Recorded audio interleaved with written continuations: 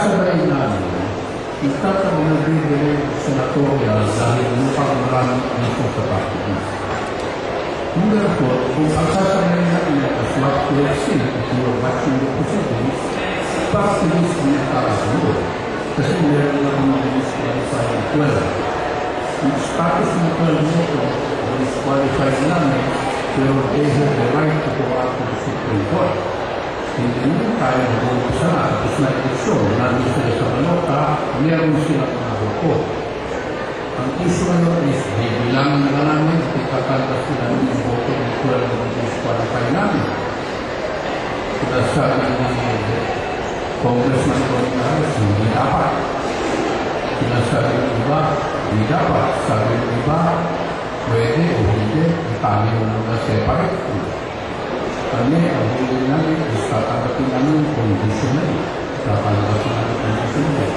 So, since there are varying positions from Google, positions of all the parties, including the Commission, we decided to go out first in deliberate.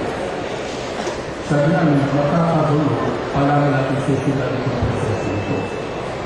So, the better move is for us to suspend the department, proceed with the senatorial, so that we can finish the senatorial commission. Since apparently there are no issues regarding the senatorial canvas, we shall finish this as what we have actually undertaken and announced. Within a period of 48 hours, we will attempt to finish the senatorial canvas. That will be up to 7 o'clock tomorrow evening. After which, we shall move. Ang tanong kanina, nagsimula lang yon sa tanong ng abono. Kinakanvas ba na, di ba may 12 silang disqualified? Yes, na nasa balota pa. Na nasa balota? Yes, sir. Ngayon, ang tanong kanina ng abono, kinakanvas ba natin? Hindi nila masagot nung una, so nag-join ako. Importanteng tanong yon. Kasi under the law, if you're a disqualified candidate at the time of canvassing, your votes are considered stray and therefore should not be counted as the law. Parang, kasi ang hina ng acoustics eh. Ang desisyon ni Chairman Brillantes,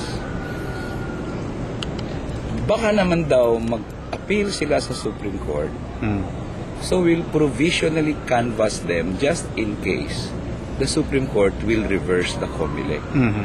Saan ka nakakita nun? Ang sabi ko nga kanina, may dinidelay ba tayong proclamation ng isang congressman? Just because yung natalo yung kandidato, may possibility na mag-appeal? Hindi eh. Pag natalo ka, bahala ka mag-appeal. Basta i-proclaim na namin yung kandidatong to, di ba?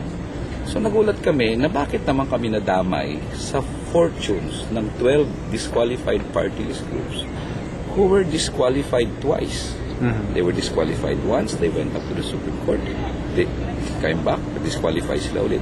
Ngayon, hindi mapoproclaim ang mga party list groups just because we will wait for the Supreme Court decision.